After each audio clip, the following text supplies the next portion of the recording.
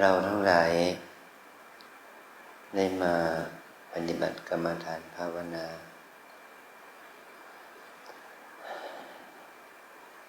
เราเข้าวัดมาทำบุญเนาะ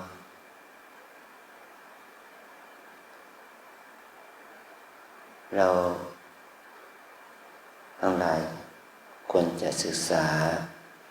พิธีกรรมศาสนาพิธีทางศาสนา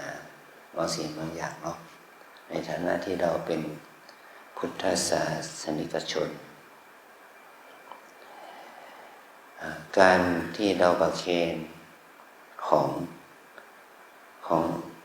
มันมีการประเคนสองอย่างของที่หนักเคลื่อนที่ไม่ได้เหมือนกับว่าเราถวายศาลากุฏิวิหารเนี่ยของนี่มันเคลื่อนที่ไม่ได้ของหนักของที่น้ำหนักเป็น200-300 กิโล1,000 กิโลอย่างนี้นะมันเคลื่อนที่ไม่ได้คำอธิบายคำมาถวายท่านจะใช้คำว่านิยาเทมะนิยาเทมะแต่ถ้าเป็นของเบาคำอธิบายค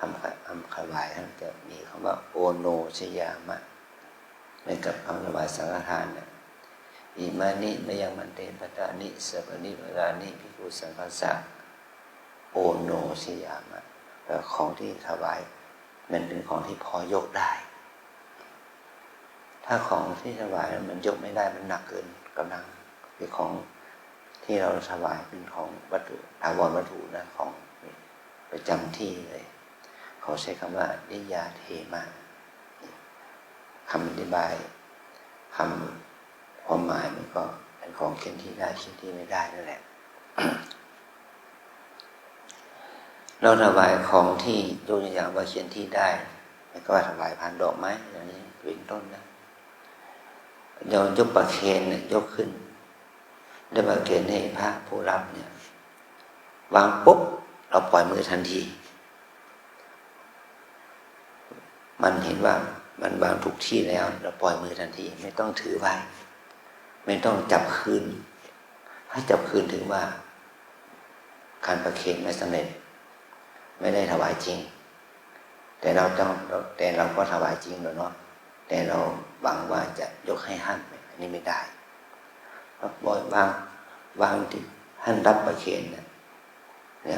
เราวางของปุ๊บแล้วก็ปล่อยมือเลยไม่ต้องจับอธิษฐานนุ๊กไม่ได้มันไม่ใช่เวลาจะอธิษฐานนะวางปั๊บก็เสร็จละนะอันนี้คือของประเคนบางคนนี่คนไทยเรานี่ชอบอธิษฐานอยากนั้นอยากนี้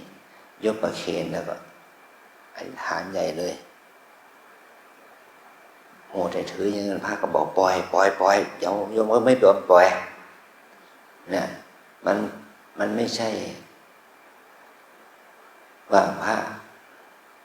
ท่านอยากจะให้เราปล่อยแต่ว่าถ้าเราพระปล่อยมือก่อนโยมจับอยู่เนี่ย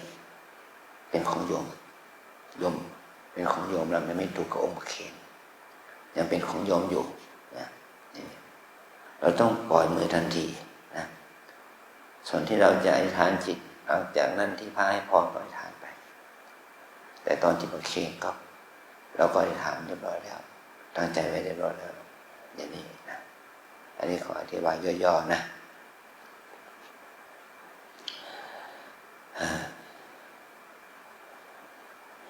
เราศาสนาพิธี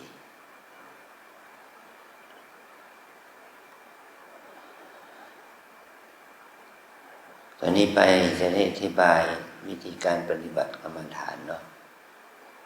เรามาวัดเนี่ยเราไม่ใช่ว่ามาเอาบุญแบบสับโฉยเรามาปฏิบัติธรรมที่นี่เราไม่ได้มาเอาบุญแบบฉับฉวยการมาทำบุญภาวนานี้มันเป็นการมาทำบุญเพื่อฝึกตัวเองนะจำไว้มาฝึกตัวเองไม่ใช่มาเอาบุญเพื่อฉับฉวยนั่งสมาธิ1 นาทีแล้วลืมตาไปแล้วอย่างนี้ไม่ได้ มาปฏิบัติภาวนาเนี่ยเป็นบุญภาวนาหมายถึงว่าเราจะต้องใช้เวลาฝึกตัวเองนาน3 วันนี้เรียกว่าน้อยไปน้อยที่สุดละน้อยไป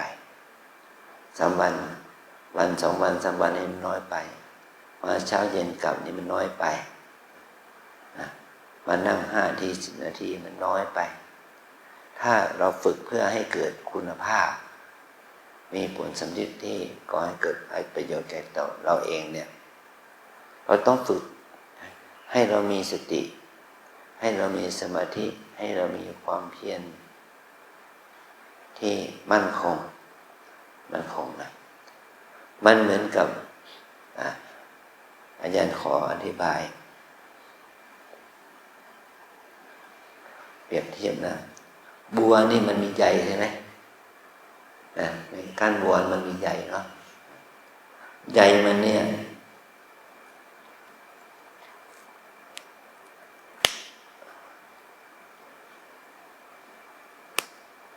มันมีมากนะมันมีมากใยนะมันมีใยแต่ถ้าเราต้องการที่จะเอาใยนี่มาเป็นเส้นได้ล่ะมันก็ต้องใช้ความเพียร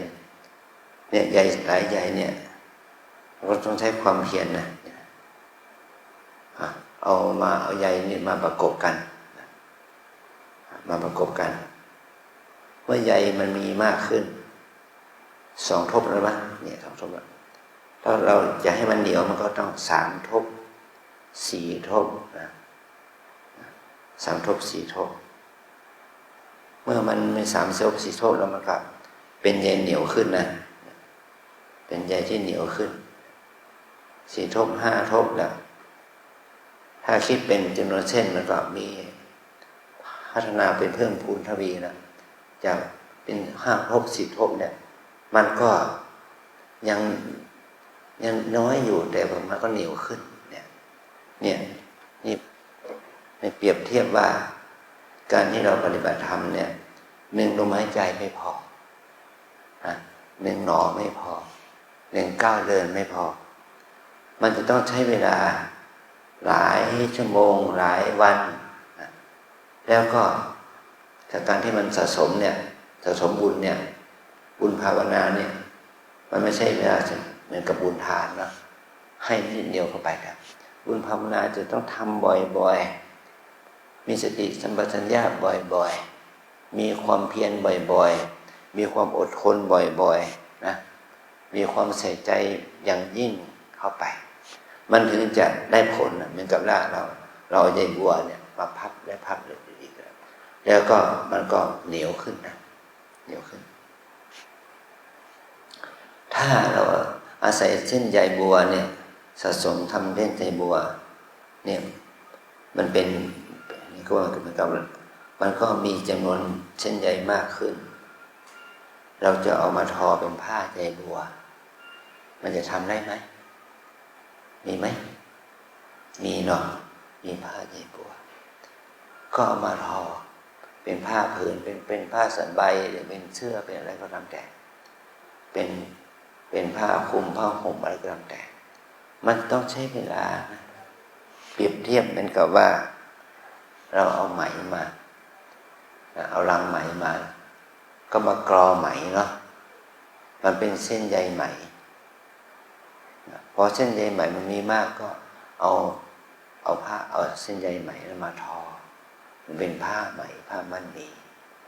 ได้เป็นผ้าไหมผ้ามัดหมี่แล้วเอามาตัดเอามาเย็บเป็นผ้าถุงเสื้อเป็นสบงจีวรได้ไหมได้เนาะนั่นแหละมันก็จะมีคุณภาพโดยอาศัยที่ว่าเป็นเส้นอาศัยจากเส้นใยนั่นแหละมันเหมือนกับเรามาปฏิบัตินะเราจะต้องมาภาวนาอย่างต่อเนื่องไม่ใช่ว่าหลับตานิดหนึ่งก็อธิษฐานที่ใหญ่โตขอให้ร่ำรวยขอให้มีทรัพย์ขอให้ประสบความสำเร็จอะไรต่อมีอะไรฝังหัวเราเต็มมาถ้าเราเก็บไปคำอธิษฐานเนี่ยมันเป็นหน้ากระดาษ2 หน้ากระดาษเนี่ย มันไม่ใช่ว่าจะได้อย่างนั้นเรามาปฏิบัติเพื่อให้เรารู้เพื่อให้เราเข้าใจความจริงของชีวิตว่าเรามาปฏิบัติธรรมนี้เพื่อให้เรามีสติมีปัญญามีสมาธิรู้เหตุแห่งความทุกข์รู้เหตุแห่งความสุขเพราะสุขจะเกิดขึ้นเพราะเหตุนี้ในการทำดีทานศีลภาวนานี้ความทุกข์มันเกิดขึ้นเพราะเหตุนี้เพราะว่าเราได้สะสมความโกรธความโลภความหลงเมื่อเราเกิดความโกรธความโลภความหลงความอิจฉาริษยาความคิดที่ไม่ดีเป็นโรคมันก็มีผลเป็นทุกข์เนี่ยถ้าเรามาปฏิบัตินี้เรามาปฏิบัติเพื่อสะสมเหตุแห่งความดีงามให้เกิดความสุขเราจะต้องฝึกให้เราละราคะโทสะโมหะโลภโกรธหลงนะละความคิดที่เป็นลบละทัศนคติที่เป็นลบออกไปจากใจให้มากนั่นแหละมันจะก่อให้เกิดผลดีแก่เรานะเนี่ยมันจะทำให้เราดีขึ้นนี่แหละที่มันเกิดเหมือนกับที่เราเห็นนี่แหละมันเกิดจากการสะสมจากเส้นใยอะไร10 เส้นเนาะแล้วเอามาทบเป็น5-6 ครั้ง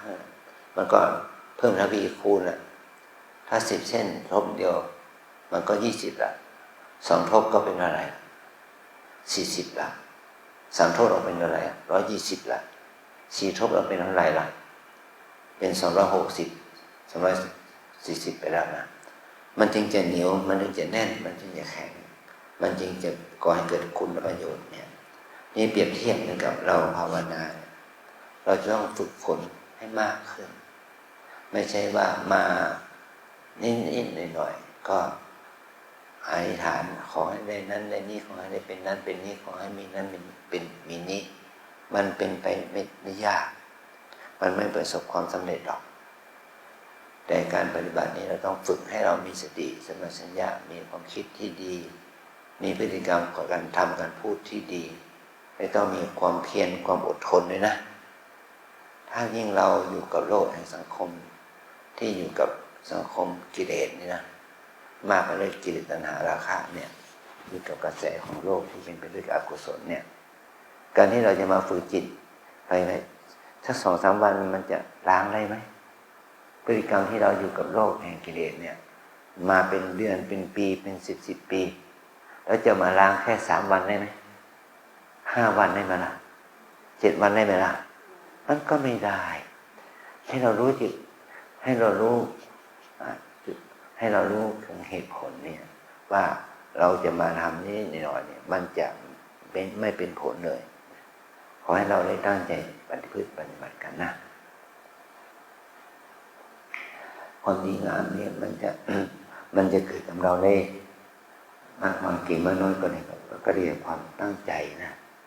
ความใส่ใจความตั้งใจความเอาใจใส่ความเอาใจใส่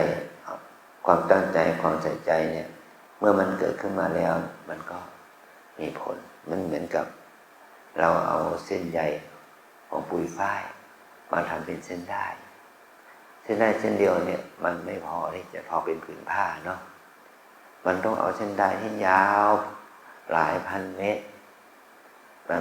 มาทอเป็นผืนผ้าได้แล้วผืนผ้ามันจะเป็นเสื้อเป็นผ้าเป็นปูนสมงจีวรของพระสงฆ์เป็นต้นนะเป็นเสื้อผ้าปฐมจิตเสื้อผ้าของเราเนี่ยมันต้องมาเกิดจากผืนผ้าในนั้นเส้นหลายเส้นใหญ่แล้วก็หลายแล้วก็มาตัดมาเย็บมันจึงเป็นเสื้อผ้าได้ชั้นใดถ้าเราจะต้องการบุญกุศลด้วยจะเอาชนะอะไรล่ะไม่ใช่เอาชนะคนอื่นนะเอาชนะกิเลสตัวเองเอาชนะความชั่วของตัวเองเอาชนะความโกรธโลภหลงของตนเองได้มันจะต้องใช้ความเพียรใช้ความอดทนใช้ความอดกลั้นเพิ่มความมีสติมีสมาธิเพิ่มความเพียรเพิ่มความศรัทธาให้เกิดขึ้นโดยเฉพาะคำว่าศรัทธาเลยศ ศรัทธาที่เราเชื่อเรื่องบุญเรื่องบาปเรื่องความดีความชั่วมีความเชื่อเรื่องสวรรค์นรกมีความเชื่อเรื่องมรรคผลนิพพานมีความเชื่อว่าตัวเราเนี่ยสามารถทำบุญทำกุศลทำดีทำความดีงามได้ด้วยตนเองความเชื่อมันมีหลายอารมณ์หลายอย่างแต่สุดแล้วก็คือเชื่อในความดีของตนเชื่อว่าเราจะเป็นคนดีได้เราต้องทำด้วยตัวเองไม่ต้องไปขอไปทุบจุดเทียนขอเจ้าพ่อเจ้าแม่หลวงพ่อหลวงปู่นะอันนี้เราจะไม่ได้เพราะว่าความเชื่อเหล่านี้บุญเหล่านี้กุศลเหล่านี้มันจะเกิดขึ้นแก่ตัวเราก็ต่อเมื่อเราทำเองอย่างนี้แหละเราต้องทำเองมันเหมือนกับอาหารที่เรากินเข้าไปนะเราทานเข้าไปมันก็มีประโยชน์ต่อเราทานมากเกินไปก็อ้วนทานน้อยเกินไปก็ผอมเราทานให้มันพอเหมาะพอดีอย่างนี้นะการทำความดีก็เหมือนกันนะเราต้องทำมันบ่อยๆมันเหมือนกับเราหายใจเราหายใจทุกวันเนาะทั้งหลับทั้งตื่นเราต้องหายใจทั้งหลับทั้งตื่นเราต้องหายใจทานข้าวเนี่ยทาน1 ครั้งเต็มกระเพาะเราก็สามารถทนได้นะถ้าถูกจับให้อดทนได้3 วัน 5 วันทนได้7 วันถึง 5 วันก็ยังทนได้ทานข้าวแต่ไม่มีน้ำไม่ได้ต้องมีน้ำด้วยมีน้ำในทานน้ำก็ทนได้3 วัน 5 วันแล้วข้าวปลาอาหารที่เรากินเนี่ยเราต้องกินทุกวันเพื่อให้เรามีสุขภาพร่างกายที่ดี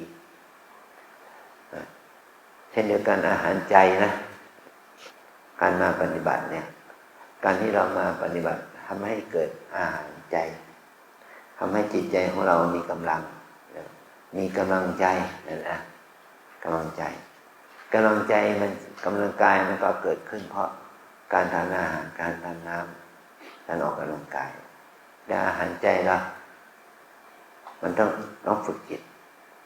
อาหารใจก็คือว่าฝึกจิตให้เกิดให้เห็นเป็นอานิสงส์ทานศีลภาวนาเราฝึกเพื่อให้จิตของเรามีความศรัทธาต่อการปฏิบัตินะเพิ่มพูนความเชื่อความเลื่อมใสในความดีงามที่เกิดขึ้นในที่เราปฏิบัตินั่นแหละมันจะเกิดผลเป็นอานิสงส์นะให้ก่อให้เกิดบุญบารมีวาสนาความดีความจะเกิดขึ้นกับเราเมื่อสิ่งเหล่านี้มันจะเกิดขึ้นมันไม่ใช่ว่ามันเกิดขึ้นได้เลยง่ายมันต้องอาศัยการสะสมวันแล้ววันเล่าเดือนแล้วเดือนเล่าปีแล้วปีเล่าตั้งแต่เป็นเด็กมาจนถึงเป็นหนุ่มสาวจากหนุ่มสาวเป็นคนวัยกลางคนจากวัยกลางคนเป็นผู้สูงอายุแก่เฒ่านั่นแหละนะมันจะเกิดขึ้นแก่เราไม่ว่าคนบางคนอยู่ในวัยเด็กก็เป็นเด็กที่มีชื่อเสียงเพราะว่าพ่อแม่บริวารญาติมิตรช่วยกันโหมโฆษณาเนาะเด็กๆได้รับการโหมโฆษณาแต่ก็สังคมก็วิพากษ์วิจารณ์นะว่ามันเป็นคำสอนของเด็กหรือว่าเป็นคำสอนของพ่อแม่เป็นคำสอนของแอดมินนั่นแหละฮะเนี่ยสุดท้ายก็ต้องมีกฎหมายลงโทษเพราะว่าเอาเด็กไปใช้ถ้าลักษณะทำมาหากินเนี่ยเราคงจะได้ข่าวทางไลน์เนาะที่ออกมาทางไลน์ทางโซเชียลเนี่ยแม้ว่าเด็กนั้นจะมาพฤติดีปฏิบัติดีแค่ไหนไม่ควรจะเอาเด็กมาหากิน สุดท้ายก็ถูกศาลถูกองค์กรของรัฐเข้ามาจัดการนี่เป็นผลเสียแม้แต่เป็นผู้ใหญ่แล้วถ้าเราทำประโยชน์โดยที่มีเราทำกิจกรรมที่มีผลประโยชน์แอบแฝงก็ถูกสังคมด่าหน้าถูกขุดคุยพฤติกรรมต่างๆนานาก็ถูกเขาเมื่อเขารู้ว่านี่พฤติกรรมนี้คุณทำเพื่อที่จะทำให้ตนเองมีชื่อมีเสียงเนี่ยมันก็มีผลกระทบแก่ตนเองเป็นที่สุดอันนี้เรามาปฏิบัติธรรมก็ขอให้เราได้ฝึกเพื่อไม่ให้เกิดตัวกิเลสมารยาสาไถตัณหาราคะ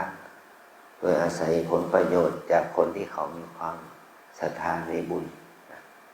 เราจึงไม่ควรทำเรามาปฏิบัติธรรมนี้เราจะปฏิบัติธรรมเพื่อสร้างบุญชนิดบุญภาวนาบุญภาวนาเป็นบุญที่เราฝึกเพื่อให้เกิดตัวสติสมาธิปัญญาความเพียรความอดทนความศรัทธาต่อตนเองเพื่อละอะไรละความโลภโกรธหลงราคะโทสะโมหะความฟุ้งซ่านรำคาญสงสัยออกไปจากใจเพื่อละพฤติกรรมที่ไม่ดีทางกายวาจาใจของเราให้มากนะนี่ไม่ใช่เพื่อประโยชน์อื่นใดแต่เพื่อความดีงามที่มันจะเกิดขึ้นกับตัวเราเองนี่แหละเป็นข้อคิดนะ ในการปฏิบัติธรรมเป็นการฝึกให้แก่เราเนี่ยวันนี้อาจารย์ได้เช็คดูจากตัวเลขโยคีนักปฏิบัติธรรมชาวไทยแล้วนะมี37 คน37 คนก็บวกกับพวกเราอีกละ48 คนมีคนไทยเป็นผู้หญิง48 คนแต่ไม่รู้ตอนเช้านี่เอาไปกี่คนนะก็ฉันคิดว่าพวกเรามีคนเป็นคนไทยประมาณสัก40อย่าไม่ต่ำกว่า40เนาะ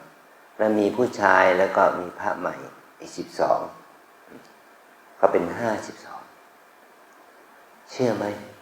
คนต่างประเทศมาอยู่ที่บ้านเรามาปฏิบัติธรรมที่บ้านเราเนี่ยทั้งชายทั้งหญิงมีถึง55 คนมี55 คนนั่นหมายความว่าคนไทยและคนต่างประเทศเนี่ยบันบาลานซ์กันแล้ว50-50แล้วเราทั้งหลายเราจะแพ้เขานะเขาเหล่านั้นมาอยู่ปฏิบัติอย่างน้อย7 วัน10 วัน15 วัน1 เดือนบางคนก็อยู่ถึง45 วันคนต่างประเทศเขาอยู่นานเขาปฏิบัติธรรมได้ผลลูกศิษย์ของอาจารย์คนหนึ่งก็ทำเรื่องเพราะว่าเขาเป็นคนจีนเขาก็ทำวีแชทคุยกับโยคีเก่าว่าถ้าคุณเข้ามาในวีแชทฉันขอส่งข้อมูลข้อปฏิบัติที่คุณกลับไปแล้วมาจำนวน500 กว่าคนนี่เขาอยู่ในกลุ่มของเขาเนี่ยแต่ละคนก็ตั้งใจปฏิบัติกันเขาไม่ได้ทิ้งการปฏิบัติไปเฉยๆเหมือนกับคนไทยเรานะ3 วันออกไปแล้วหายแซ่บไปหมดละมีแต่เล่นโทรศัพท์เรื่องอื่นเรื่องอะไรไม่มีการเล่นธรรมะเลยเอาแต่เล่นหัวโซเชียลอะไรก็ไม่รู้สังคมก็ก้มหน้านี่แหละไม่ไ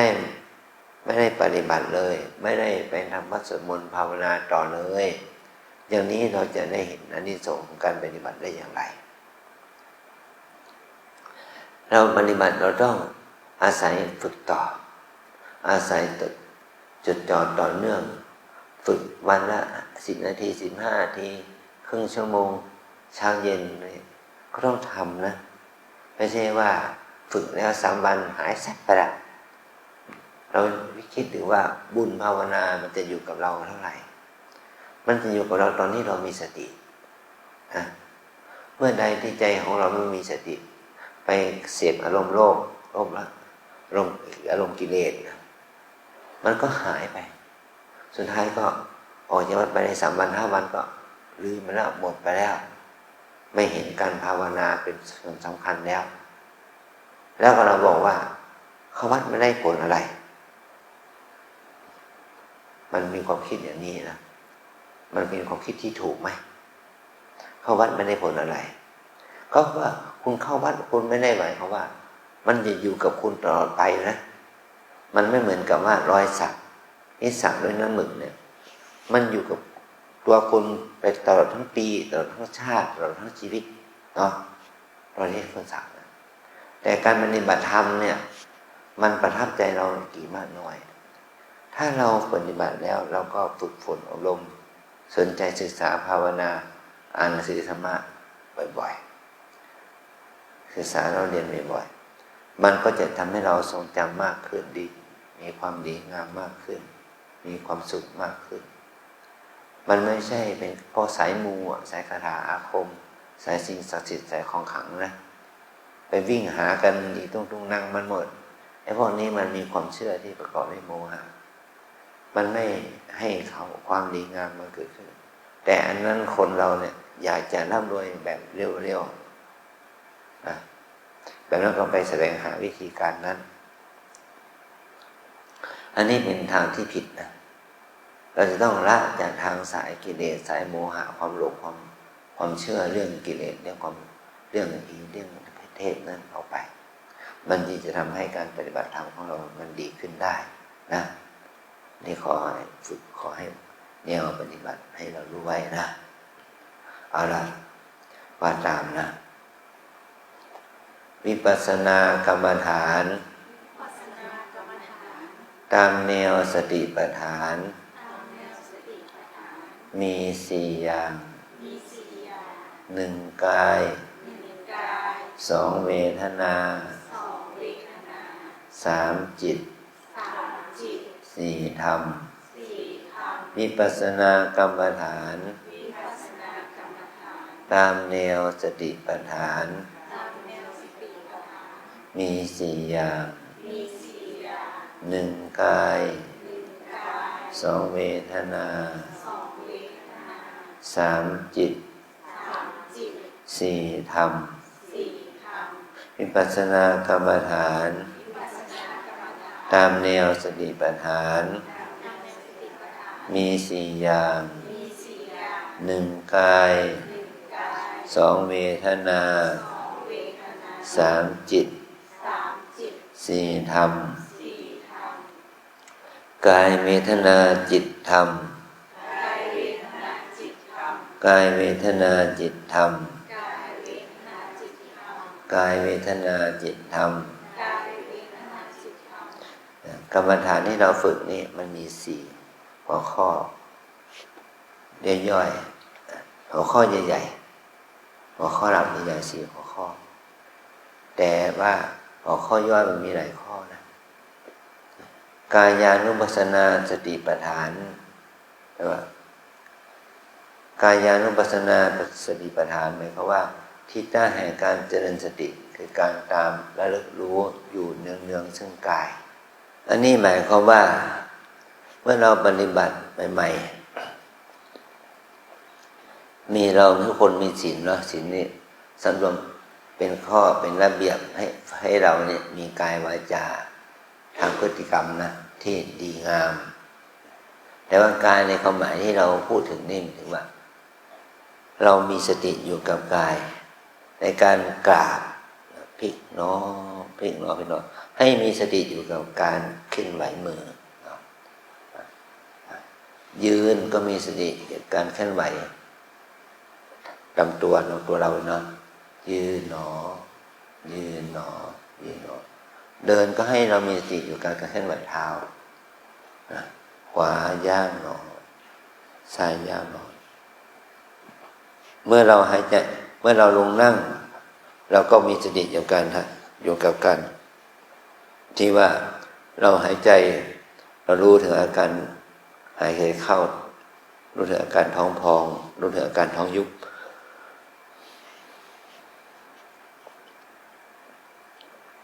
ให้เรามีสติอยู่อย่างนี้นะรวมมาถึงการคู่การเหยียดการก้มการเงยเลี้ยวซ้ายแลขวากระพริบตาอ้าปากนุ่งห่มเสื้อผ้าสวมเสื้อผ้าเปิดประตูปิดประตูสวมรองเท้าถอดรองเท้าถ่ายเบาถ่ายหนักทำกิจกรรมน้อยใหญ่การล้างการเช็ดการถูทุกสิ่งทุกอย่างนี่แหละถ้าเรามีสติอยู่กับอาการเหล่านี้ของกายมันอยู่ในกลุ่มของกายนะเรียกว่ากายานุปัสสนารู้อาการของกายเกี่ยวกับอิริยาบถสี่ยืนเดินนั่งนอนเกี่ยวกับอิริยาบถย่อยหัวเหยียดก้มเงยพวกนี้นะการนุ่งการห่มการเดินการทำอะไรจุดจิกกันนี่แหละทั้งหมดเนี่ยเป็นอาการของกายตั้งแต่การล้างหน้าแปรงฟันบ้วนปากถ่ายหนักถ่ายเบาเปิดประตูปิดประตูสวมรองเท้าถอดรองเท้าอะไรพวกนี้ให้เรามีสติอยู่กับกายอย่างนี้นี่เราเรียกว่ากายานุปัสสนาสติระลึกรู้อยู่ที่กายนะอันนี้กายนี่มันอยู่กับเราตั้งแต่ไหนนะตั้งแต่เกิดเลยนะแต่เรามีสติอยู่กับกายเมื่อไหร่เดี๋ยวนี้ยังรู้บ้างไม่รู้บ้างเลยเนาะเดี๋ยวนี้ขณะนี้มีสติอยู่กับกายขณะนี้เองเดี๋ยวนี้เองที่แม่ชีท่านสาธิตท่านสอนให้เราก็รู้ขณะนี้เองเดี๋ยวนี้เองแต่เรามีลมหายใจเข้าออกมียืนเดินนั่งนอนมีการกินกันอยู่การเดินการนั่งเนี่ยมาตั้งแต่เกิดแต่เรามีสติไม่มากสติก็เกิดน้อยกล้ามเนื้อของเราไม่ใช่ไม่มีนะแต่ถ้าเราไม่ฝึกเราไม่เกิดกล้ามเนื้อเนาะแขนขาของเราไม่ใช่ไม่มีนะไม่มีแรงนะมีถ้าเราฝึกมันก็มีความแข็งแรงเนี่ยอย่างนี้แหละนะให้เรามีสติอยู่กับเวทนานี่แปลว่าความรู้สึกนะเรารู้สึกไหมรู้สึกปวดรู้สึกไหมรู้สึกเจ็บมีไหมรู้สึกชาไหมรู้สึกหนาวร้อนมีไหมรู้สึกดีใจเสียใจมีไหมรู้สึกร้องไห้เฉยๆมีไหมดีใจเสียใจร้องไห้ยิ้มได้หัวเราะสุขทุกข์เนี่ยอันนี้เขาเรียกว่าเวทนาถ้าเรารู้สึกสุขทุกข์ดีใจเสียใจหัวเราะร้องไห้ในทางโลกมันก็ไม่มีผลลบตามมาถ้าอารมณ์ไม่ดีก็เกิดโทสะความไม่ชอบแล้วก็โกรธเกลียดชังเกิดขึ้นถ้าอารมณ์ที่ดีมันเกิดความรู้สึกชอบใจดีใจอยากจะได้ให้มันมีนานๆหมายความว่าเวทนาที่เป็นสุขก่อนเกิดความโลภความอยากได้อารมณ์เวทนาที่ไม่ดีเป็นทุกข์มันก็ก่อเกิดความโกรธความไม่ชอบนะเรามาที่นี่เรามีสติเรามาฝึกให้เรามีสติอยู่กับเวทนาสุขก็ตามทุกข์ก็ตามดีใจเสียใจก็ตามฝึกให้เรามีสติลดความโลภความโกรธความหลงออกจากจิตความรู้สึกนั้นฝึกให้เราลดความโลภความโกรธความหลงออกจากความรู้สึกนั้นต่อไปนะอันที่สามจิตกายเวทนาจิตแปลว่าอะไรจิตเป็นธรรมชาติคิดเราตั้งแต่ตื่นนอนถึงหลับนอนถ้าเราจะหยุดคิดก็เมื่อเราหลับนะถ้าเราตื่นขึ้นมาเราจะคิดทันทีเนาะจนถึงเรานอนลงไปแล้วก่อนเราหลับนั่นแหละความคิดมันเกิดถ้าเราไม่มีสติมันเป็นความคิดที่ดีบ้างไม่ดีบ้างน่าชอบใจบ้างไม่น่าชอบใจบ้างเนี่ยเกิดความโกรธความโลภความหลงกับมันบ้างนะมีจิตมีราคะมีโทสะมีโมหะมีความปวดหูฟุ้งซ่านเกิดกับตัวเราบ้างไหมเกิดทุกคนนะขอให้เรามีสติระลึกรู้แล้วก็ละความฟุ้งซ่านโลภโกรธหลงเหล่านั้นอยู่กับปัจจุบันไม่เอาจิตไปคิดเรื่องอดีตไม่เอาจิตไปคิดเรื่องอนาคตนะให้เรามีสติกำหนดรู้อย่างนี้เราจะสามารถทำให้สติเกิดขึ้นได้กับความคิดแล้วจิตเราจะเป็นบุญได้นะ กระแสบวกมันเกิดขึ้นกับเราได้เมื่อเราลดความคิดเกี่ยวกับกิเลสอกุศลนะและอันที่สี่ธรรมานุปัสสนาสติปัฏฐานที่ตั้งแห่งการเจริญสติคือตามระลึกรู้อยู่เนืองๆซึ่งสภาพธรรมนะหมายความว่าเราทุกคนมีตาหูจมูกลิ้นกายใจไหมเอามาด้วยไหมเอามานะนี่แหละตาหูจมูกลิ้นกายใจมันเป็นเหตุให้เกิดทุกข์แก่เรามันเป็นเหตุให้เกิดสุขแก่เรามันเป็นเหตุให้เกิดความโลภโกรธหลงแก่เรามันเป็นเหตุให้เกิดความยินดียินร้ายแก่เรานะเรามาอยู่ที่นี่เรามาฝึกนะฝึกเมื่อตาเห็นให้มีสติรู้ว่าเห็นหูได้ยินให้มีสติรู้ว่าได้ยินจมูกได้กลิ่นลิ้นได้รสกายได้สัมผัสก็ให้มีสติรู้กลิ่นรู้รสรู้สัมผัสนั่นนะใจคิดนึกก็มีสติรู้ว่าใจคิดนึกถ้าเรามีสติรู้อย่างนี้อารมณ์เหล่านี้ก็ไม่ก่อให้เกิดทุกข์แก่เราแต่ถ้าอารมณ์เหล่านี้กระทบแล้วถ้าเราขาดสติมันก็เป็นปัจจัยให้เกิดความทุกข์แก่เรานะความยินดียินร้ายชอบไม่ชอบความโลภโกรธหลงความอาฆาตพยาบาทมันจะเกิดขึ้นกับเราพอไม่ชอบมันจะเกิดขึ้นกับเราเมื่อเรามาอยู่สังคมใหม่คือสังคมในวัดนี่นะการกิจกรรมน้อยใหญ่มันจะเป็นของใหม่สำหรับเราขอให้เราตั้งใจศึกษานะเอาใจใส่รับฟังข้อคิดคำตักเตือนคำแนะนำจากบุคคลที่อยู่เก่าโยคีที่อยู่เก่าหรือแม่ชีที่เขาอยู่เก่าเราจะเอานิสัยเคยชินกับของเราที่เราเคยอยู่เคยกินในทั้งโลกออกมาใช้ที่นี่มากไม่ได้ไม่ว่าเรามาอยู่ที่นี่เราจะต้องสร้างนิสัยใหม่สร้างองค์ความรู้ใหม่เจริญสติสมาธิใหม่นะพฤติกรรมของเราอยู่ข้างนอกนี่หมายถึงว่าโทรศัพท์เป็นปัจจัยที่ห้าของเราเนาะแต่เจ้าหน้าที่เขายึดให้เราเก็บโทรศัพท์